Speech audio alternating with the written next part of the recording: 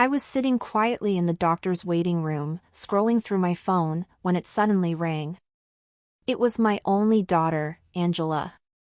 At first, I smiled, happy to hear from her, but something about her tone made my heart drop. Her voice sounded cold, distant, like a stranger's. "Mom," she said flatly, "we're flying to Europe tomorrow. I sold your beach house and your car. We needed the money. Bye." And just like that, she hung up. 45 years of raising her, sacrificing everything to give her the best life possible, and that's how she thanked me. I sat there frozen, staring at my phone, while people around me flipped magazines and coughed into tissues. I wanted to cry, but instead, I smiled. Because my daughter had no idea who she was dealing with.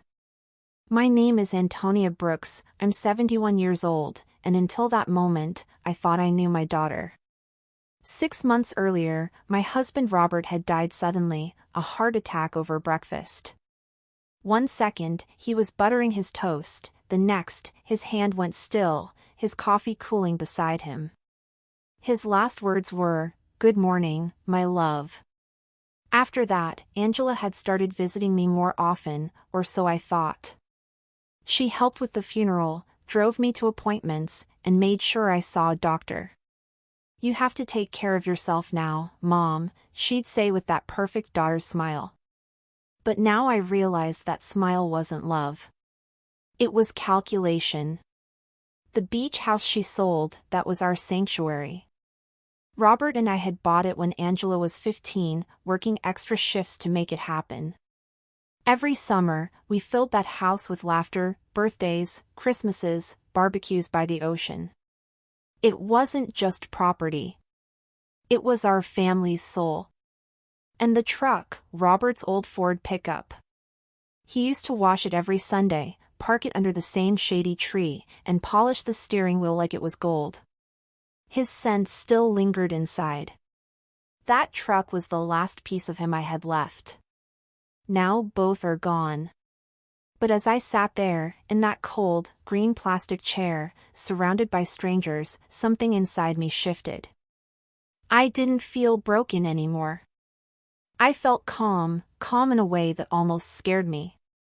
Because I remembered something I had completely forgotten.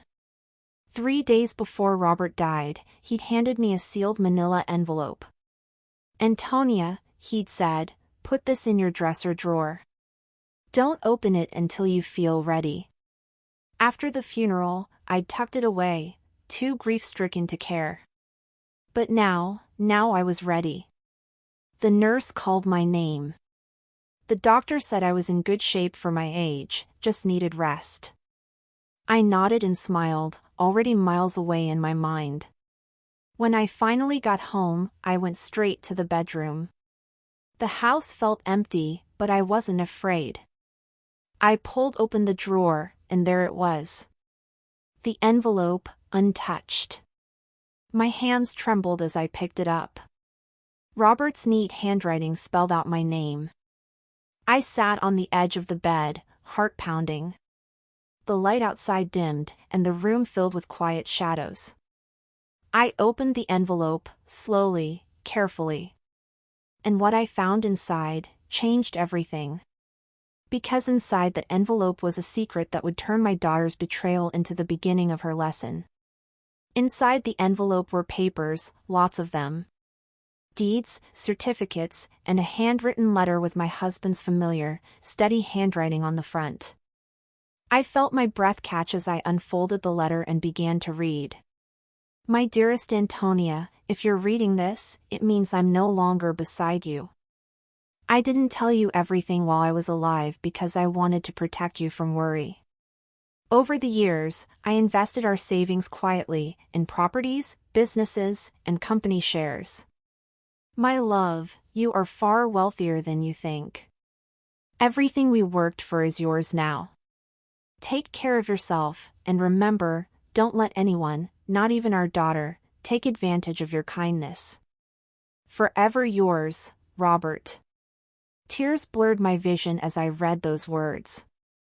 Robert, my Robert, who had driven buses for 40 years, who wore the same jacket every winter so I could buy Angela new clothes, had secretly built a small empire. There were deeds to 7 properties, including one shocking surprise, the apartment building where Angela and her husband Edward lived. Robert had quietly purchased it years ago and transferred ownership to a company in my name. He'd planned everything. For a moment, I didn't know whether to laugh or cry. Angela had sold my beach house thinking it was all I had, completely unaware that I owned half the block she drove past every morning. That night, I didn't sleep. I walked around the house, touching furniture that now felt different, heavier with meaning. I stopped at an old photo on the wall, Angela at 5 years old, sitting on Robert's lap, giggling, her curls shining in the summer light. When did that sweet little girl disappear? When did she become the woman who sold her parents' memories for cash? The next morning, my phone rang again. It was Angela. Her voice was softer this time, pretending to care. "Mom, we transferred your share from the house sale. It's not much, but it'll help you for a few months while you find somewhere smaller to live." "Your share?" I asked quietly. "Yes, Mom. We couldn't leave you with nothing. We gave you 30%. 30%. Of my own things. How generous." "And when are you leaving?" I asked. "This afternoon. Edward's business opportunity in Europe can't wait. But don't worry, when we come back, we'll help you find a place that fits your needs." "Fits my needs." I thanked her sweetly, then hung up and laughed. A real laugh, from deep inside. It wasn't joy, but something sharper. Because she had no idea. No idea that she just kicked out the true owner of everything she called hers. After she left for the airport, I watched through the window as she and Edward loaded their expensive luggage into a cab, all smiles and kisses. They didn't even glance at my house. I made myself a cup of tea, spread Robert's documents on the kitchen table, and took a deep breath. I had decisions to make. I could take the legal route, reclaim everything, but no. That would be too easy. I wanted Angela to learn. So instead, I called Robert's old lawyer, Mr. Peterson. "Mrs. Brooks," he said warmly, "I was hoping to hear from you someday." "Mr. Peterson," I replied, "I found something my husband left behind. I think it's time we talk." The next morning, I walked into Mr. Peterson's office dressed in my best wine-colored dress, and by the time I walked out, my quiet revenge had already begun. Mr. Peterson's office was in an old building downtown, marble floors, oak doors, and a faint scent of polished wood and history. I hadn't been there since Robert's funeral, but he remembered me instantly. "Mrs. Brooks," he said, shaking my hand. "It's good to see you. How have you been holding up?" "As well as I can," I replied. "But I think my husband left me more than I realized." When I showed him the manila envelope and the documents inside, his eyebrows rose so high I thought they'd fly off his face. "Mrs. Brooks," he said slowly, scanning the papers, "your husband was a genius. These documents make you the legal owner of several properties, shares in 3 companies, and, wait, this building right here," he said, tapping a line on one of the deeds, "the apartment complex where your daughter and her husband live." I smiled. "Yes, I noticed that." He looked at me curiously. "Do you want to reclaim everything right away? We could file to reverse the beach house sale and press charges against your daughter for fraud." I shook my head. "No, Mr. Peterson. I don't want the police involved. Not yet." He leaned back in his chair. "Then what do you want to do?" "I want everything to remain quiet for now," I said calmly. "But I do want the beach house back," discreetly. "I want all of Robert's assets under my full control. And most importantly, I want my name nowhere near it until I say so. Mr. Peterson hesitated. You want to stay anonymous? Yes. My daughter thinks I'm broke. Let's keep it that way. He smiled faintly. Understood, Mrs. Brooks. You always were the clever one. Walking out of that office, I felt like a completely different woman. The weak widow everyone pitied was gone. In her place stood a woman with a plan, a mother ready to teach her daughter a painful lesson in respect. The next few weeks passed in quiet secrecy. Officially, I was just the poor old lady everyone felt sorry for. But behind closed doors, I was orchestrating the silent recovery of every dollar, every property, every piece of my husband's legacy. Neighbors would stop by to check on me, the butcher, the grocer, even my nosy friend Aurora. Antonia, she said one afternoon as I watered the plants, is it true Angela left for Europe and sold your beach house? People are saying you're all alone now. Yes, I said softly, keeping my smile gentle. But I'll be fine, Aurora. Her eyes filled with pity. You're such a strong woman. If you need food or help, I'll bring you something. Thank you, dear, I said. But really, I'm just fine. If only she knew. Every few days, Mr. Peterson would call with updates. One morning, his cheerful voice came through the phone. Mrs. Brooks, good news, the sale of the beach house has been annulled. The buyers were refunded, and it's legally yours again. Excellent, I said, sipping my coffee. And the apartment building? That's next, he said. It'll take a little longer, but soon you'll have direct control over it. Perfect. I hung up, looking out the window as the sun spilled across the table. My daughter thought she'd taken everything from me. But little did she know, I was just getting started. Because soon, the same woman who sold my home would find herself standing on the street, holding an eviction notice with my signature on it. Weeks went by quietly, almost too quietly. From the outside, I was just another lonely widow living off her memories. But in truth, I was running a silent empire from my kitchen table. Every morning, I'd have coffee at the same spot where Robert used to sit. I'd sort through papers, review Mr. Peterson's updates, and plan my next moves. By afternoon, I'd step outside for a walk through the neighborhood, playing the part everyone expected me to play. People would smile at me with that polite mix of sympathy and curiosity reserved for widows who've lost everything. And I'd smile right back, letting them believe the illusion. One morning, Mr. Peterson called again. Mrs. Brooks, he said, everything is almost in place. The house is officially back in your name. As for the apartment building, we're finalizing the ownership transfer. Good, I said. I want it all ready before my daughter returns from her grand European adventure. He paused. And what do you plan to do once everything's back under your control? I looked out the window, watching a bird land on the fence. I plan to teach Angela what happens when you mistake kindness for weakness. A few days later, I decided to visit the beach house. It had always been my sanctuary, and Robert's pride. I wanted to see it again with my own eyes. I took the same old bus route we'd used for years. As I stepped off and saw the familiar cream-colored walls and wide porch facing the sea, my heart ached. It looked exactly the same, except for a few new flower pots the temporary owners had added. I stood across the street, just staring at it for a long time. Memories flooded back, Angela running barefoot in the sand, Robert grilling fish on the porch, me setting the table for dinner as the ocean breeze blew through the curtains.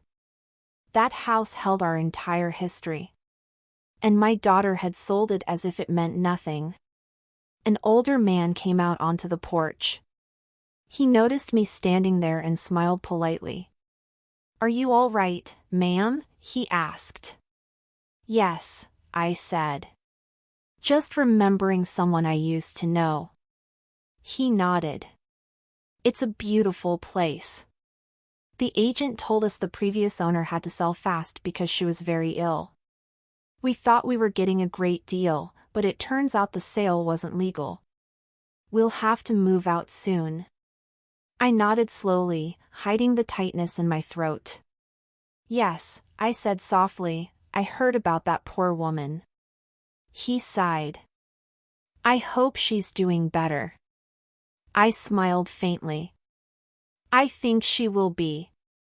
That evening, I returned home exhausted, but more determined than ever. Angela hadn't just taken my belongings, she'd taken my story, my dignity, my memories. And that was something I couldn't forgive so easily. I called Mr. Peterson. Mr. Peterson, I said, there's one more thing I need from you. Of course, Mrs. Brooks. What is it? I want Robert's truck back. It was sold without my consent. He hesitated. That may be more complicated.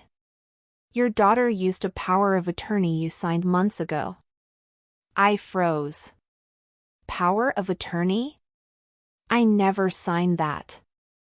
You did, Mrs. Brooks, he said gently.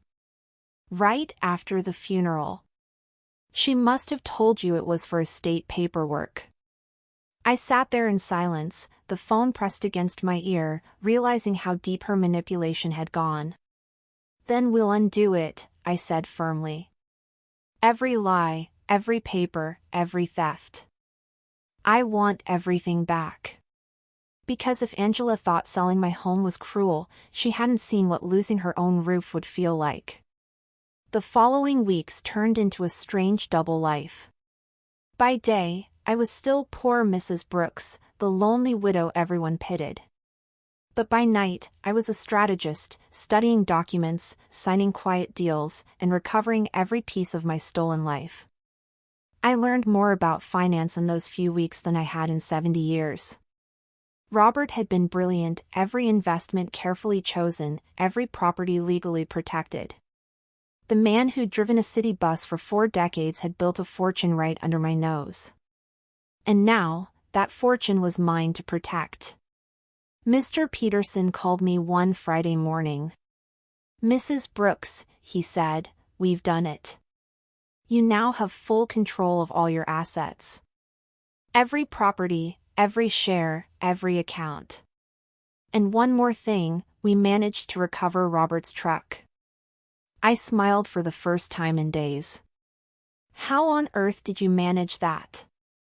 The buyer turned out to be an old acquaintance of mine, he said. When he heard your story, he agreed to return it for a small settlement. I placed my hand over my heart, feeling tears sting my eyes. That truck had been the last piece of Robert, the first thought I'd lost forever. Thank you, Mr. Peterson, I whispered. Now, I have one more request. What is it? I want you to draft a letter to my daughter, an eviction notice. There was a long pause on the other end of the line. Mrs. Brooks, he said carefully, are you sure you want to do that? Completely sure, I replied. She threw me out of my own house with a 2-minute phone call. It's time she learns what that feels like. He sighed softly. I understand. Shall I send it to her in Europe? No, I said coldly. Wait. Deliver it when she returns. I have a feeling she'll be back sooner than she planned. And I was right. The very next afternoon, my neighbor Aurora came rushing to my house, her face buzzing with gossip. Antonia! You won't believe what I just heard, she said breathlessly. Edward's in trouble with the bank. My brother-in-law works there. Apparently, he took out huge loans using the apartment as collateral, but turns out it's not even in his name. I feigned surprise. Oh dear. What's going to happen? Well, the bank's investigating. It looks bad. And get this, Edward lied to Angela about that business trip to Europe. There was no deal, no investors, he just ran off to escape his debts. I bit the inside of my cheek to keep from smiling. Everything was falling into place exactly as I'd hoped. That evening, I sat on the porch with a cup of tea, staring at the stars. Robert used to say stars were souls watching over us. If that was true, I knew he was up there, watching this plan unfold. "Thank you, my love," I whispered. "You've taken care of me even from up there." The next morning, Mr. Peterson called again. "Mrs. Brooks, I thought you'd like to know, your daughter's back in the country. She's at the airport right now." "Alone." "Alone?" I asked. "Yes. Edward stayed behind. Word is, they had a nasty breakup." I smiled faintly. "Then it's time," I said. "Send the letter." As I hung up, I could almost picture her opening that envelope, realizing for the first time that the woman she betrayed now owned the ground beneath her feet. 2 days later, Aurora showed up at my door again, this time with eyes wide and voice trembling from excitement. "Antonia!" "She's back," she whispered as if revealing a secret. "Your daughter came home last night. Alone. 1 suitcase, no husband, no fancy car. The doorman said she looked terrible, pale, tired, like she hadn't slept in weeks." I nodded slowly, pretending surprise, though I already knew every detail. "Poor thing," I said softly. "She must be exhausted." But inside, my heart was steady. My plan had reached its turning point. That same afternoon, Mr. Peterson called. "Mrs. Brooks, the eviction notice has been delivered," he said. "Your daughter received it in person." "Perfect," I replied calmly. "How long did we give her?" 30 days, as the law requires. Though, she seemed shocked when she read it. I bet she did. That night, I couldn't sleep. I imagined her face as she opened that letter, first confusion, then disbelief, then panic. I wondered how long it would take before she called me. I didn't have to wait long. At exactly 8 o'clock the next morning, the phone rang. I picked it up slowly, already knowing who it was. "Mom," came a trembling voice. "Mom, it's me. I need to talk to you. Please." "Good morning, sweetheart," I said sweetly. "How was Europe?" "Mom, please. This is serious. I got a letter yesterday. It says I have to move out of my apartment in 30 days. It must be some kind of mistake. It's from a company called," I could hear her flipping the papers. "Robert Investments Incorporated." "Do you know them?" "Robert Investments. My husband's name. His legacy. His poetic justice." I took a slow sip of my coffee. "No, honey," I said softly. "I've never heard of them." "Are you sure it's real?" "Yes, Mom. It looks completely official." I don't know what to do. Edward's gone, he left me in Europe with nothing. Now I come home and, her voice cracked. "And everything's falling apart." I let a moment of silence hang between us. The sound of her quiet sobs filled the line. "I'm so sorry, honey," I said finally. "Where are you now?" "At the apartment, but I don't know for how long." "Mom, can I come see you?" "I don't have anyone else." That was the moment I'd been waiting for. The daughter who had thrown me away was now crawling back, not out of love, but out of need. "Of course, Angela," I said gently. "Come home whenever you want."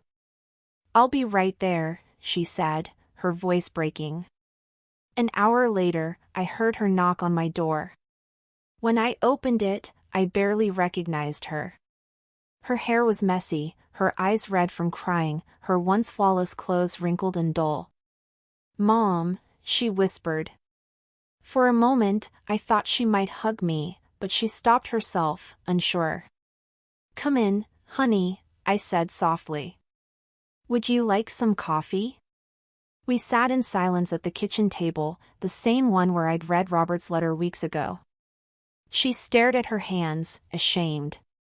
"Mom," she said finally, "I'm so sorry for the way I treated you. I don't know what came over me.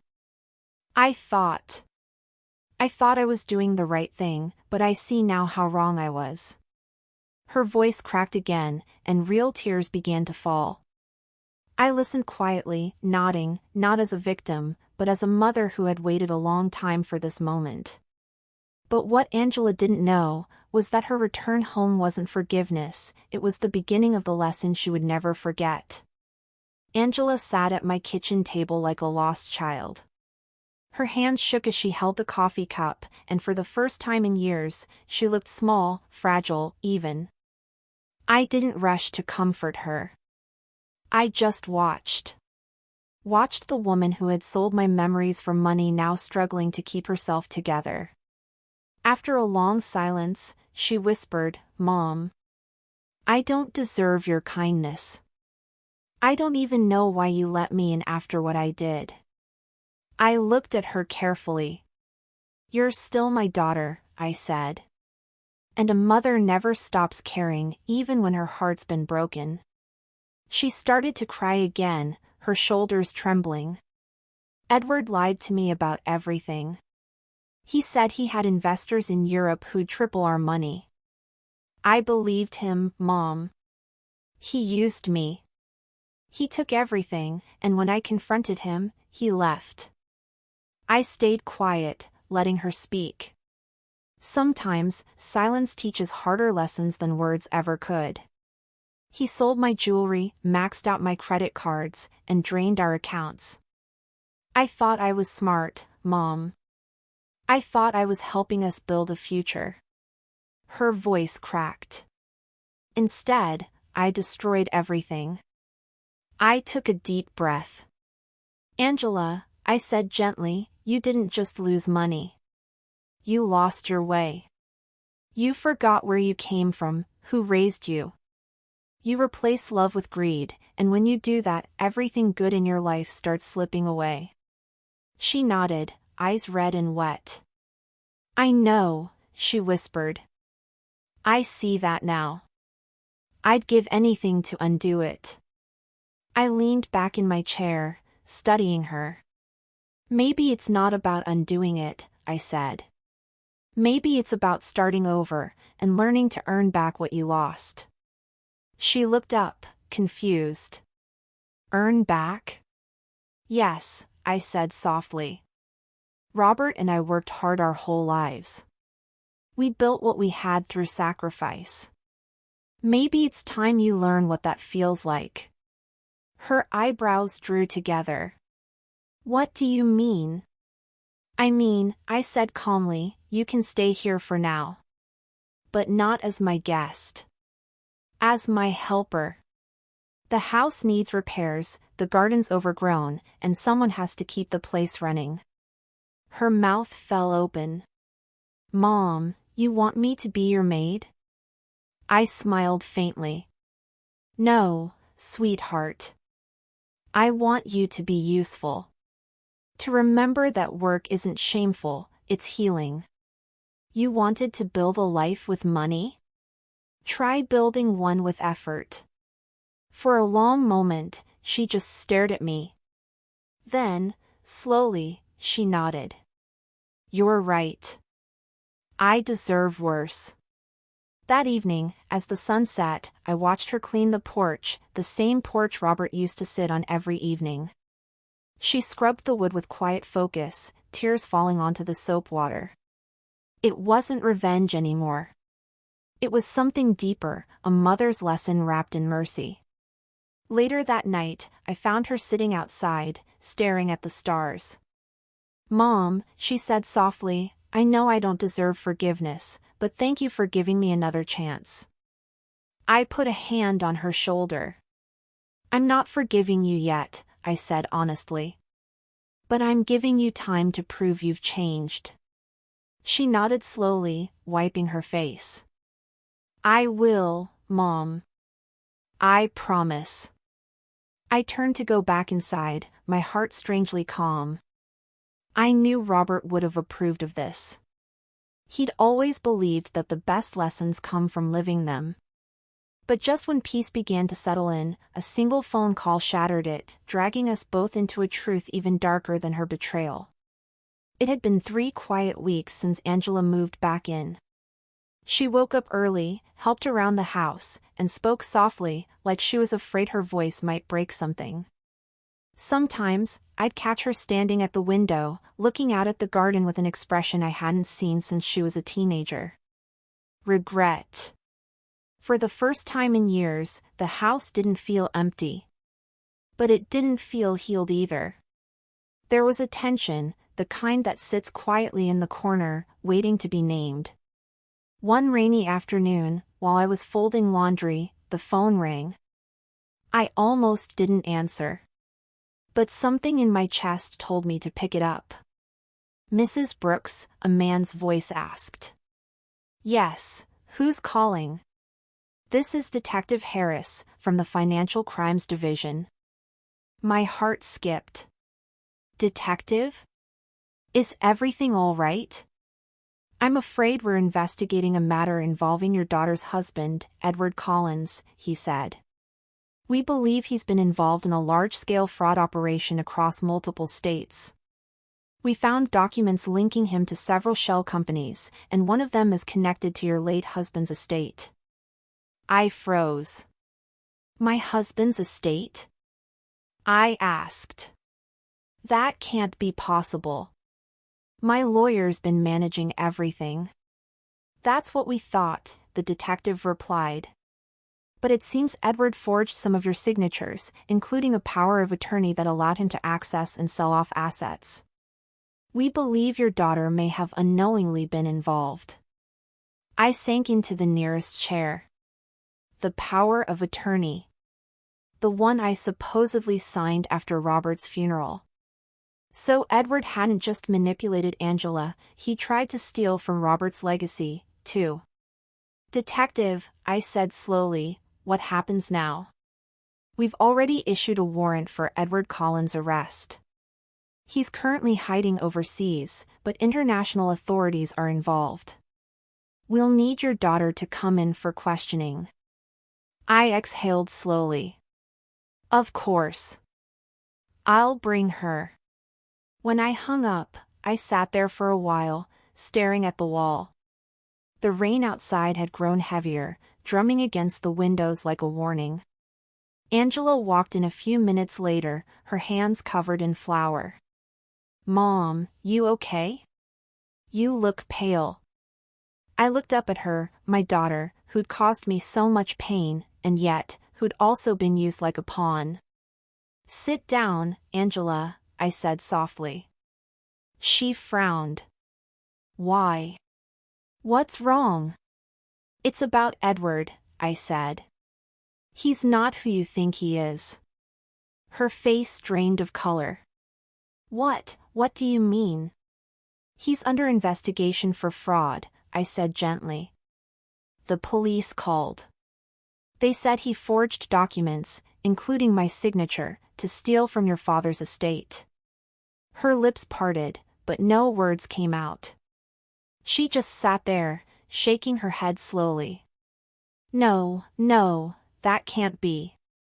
He wouldn't do that. Angela, I said quietly, you need to tell me the truth. Did you ever sign anything for him? Anything that had my name or your father's company on it? Tears welled in her eyes. He said it was paperwork for his business. I didn't even read it, Mom. I just signed where he told me to. I sighed, closing my eyes. Then I'm afraid you might be in deeper trouble than you realize. She covered her mouth, sobbing. "Oh God, Mom, what have I done?" I got up and placed a hand on her shoulder. "It's time to make things right. You'll come with me tomorrow, to the police station. And this time, Angela, you'll tell them everything." She nodded slowly, trembling. "Okay. I will." As I walked back to my room that night, I glanced at Robert's photo on the wall. "Don't worry, my love," I whispered. "Justice is finally coming." But the next morning, when I went to wake Angela for our appointment, her bed was empty, and her suitcase was gone. When I opened Angela's door that morning and saw her bed neatly made, my stomach dropped. Her suitcase was gone. Her closet empty. The cup of coffee she'd poured for herself the night before sat cold and untouched on the counter. For a moment, I just stood there, frozen. I had seen this before, not with Angela, but with Robert.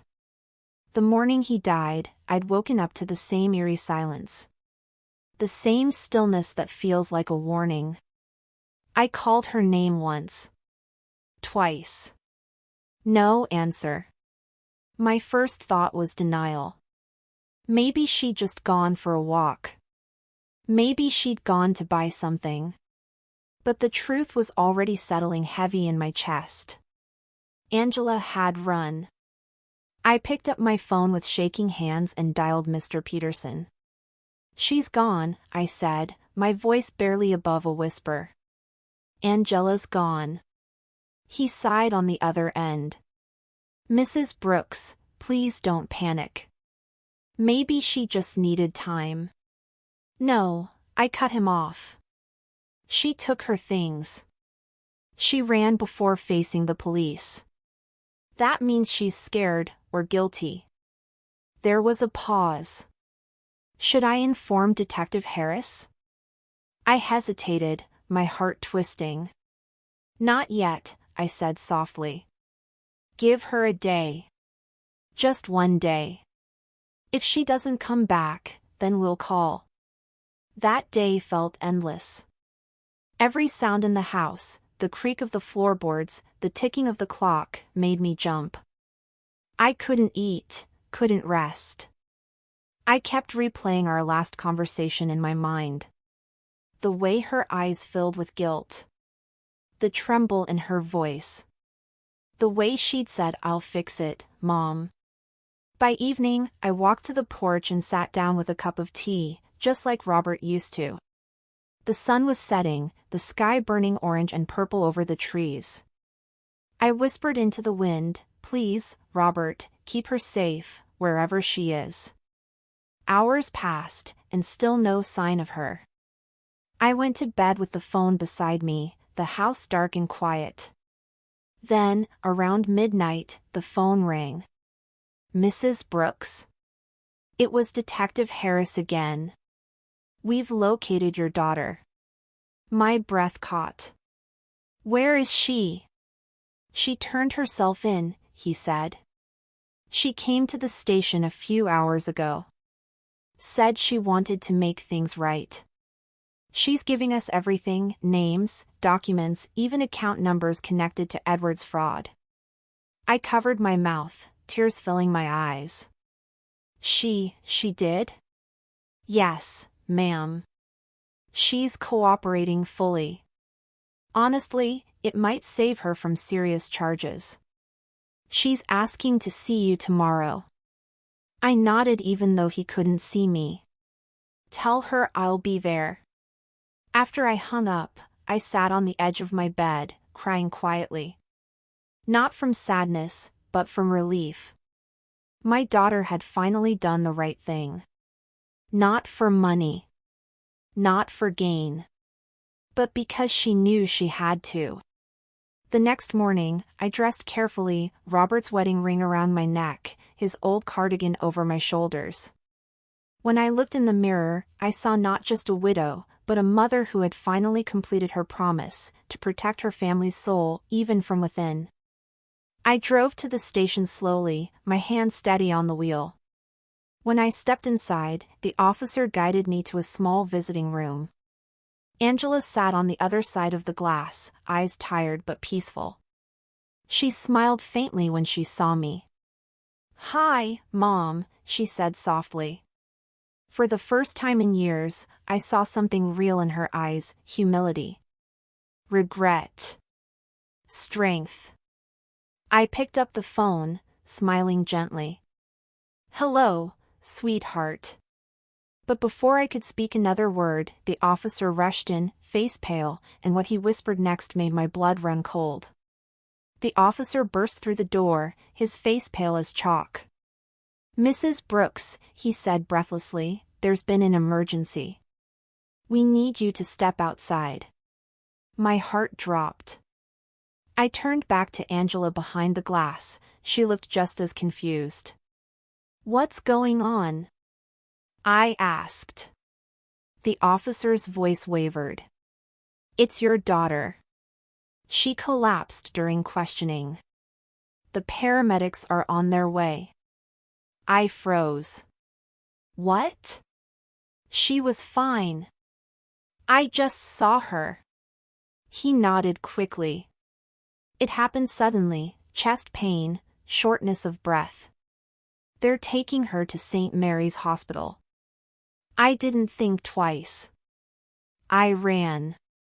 My legs felt like they were on fire, my chest tight, but I didn't care. All I could think of was my little girl, the one who used to climb into my bed after nightmares, the one who'd sold my house, and yet still had my heart. When I arrived at the hospital, the hall smelled of disinfectant and fear. I found the doctor near the emergency ward. "Angela Brooks?" I gasped. "Where is she?" He gave me a gentle look. "She's stable now." It was a stress-induced cardiac episode. Not a full heart attack, but close. "She needs rest and peace." Relief washed over me so hard my knees almost gave out. "Can I see her?" He nodded. "Only for a few minutes." When I stepped into the room, Angela was lying there with an oxygen tube and pale cheeks. Her eyes fluttered open when she heard me. "Mom," she whispered weakly. I sat beside her and took her hand, holding it tight. "I'm here, sweetheart. You're safe." Tears slipped from the corners of her eyes. I thought I'd never get to say thank you." "For what?" I asked softly. "For not giving up on me. For making me face what I did. I deserved worse." I smiled faintly. "Maybe. But every mistake is a chance to start again. You faced your truth, Angela. That's more than most people ever do." She squeezed my hand weakly. "Mom, I want to fix everything." I told the detectives everything about Edward's accounts. "They said your husband's assets will be cleared soon." I nodded. "I know, darling. You did the right thing. Your father would be proud." For a while, we just sat in silence, her hand in mine, the monitor beeping softly beside us. I realized then that revenge had never been what I truly wanted. What I wanted was this: to see my daughter finally free from the weight of her choices. A few days later, Angela was discharged. She moved back home, not out of pride, but gratitude. We started rebuilding slowly, not wealth, but trust. She took a job at a local bookstore.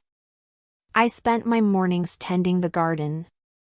And sometimes, we'd sit together on the porch at sunset, just like Robert and I used to, and talk about everything we'd lost, and what we'd finally found again.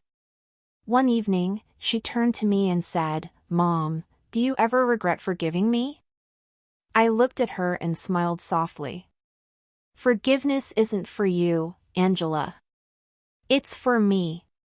It's how I keep your father's heart alive, and mine too." The ocean breeze carried the smell of salt and wildflowers through the air. The sun dipped below the horizon, painting the sky gold. I closed my eyes and whispered, "We're okay now, Robert." For the first time since he died, I felt peace, real, quiet peace. Because sometimes, life's cruelest betrayals aren't meant to break us, they're meant to remind us how strong love can be, even after it's been tested. And that was Granny's Untold Stories. Broken Heart, a story of betrayal, strength, and the kind of love that never stops even when it's been tested to its limit. If this story touched your heart, don't forget to give it a thumbs up, share it with someone who believes in second chances, and subscribe for more emotional tales like this one. Because here on Granny's Untold Stories, every secret holds a lesson, and every ending brings a little bit of hope. Crescent moon sparkles.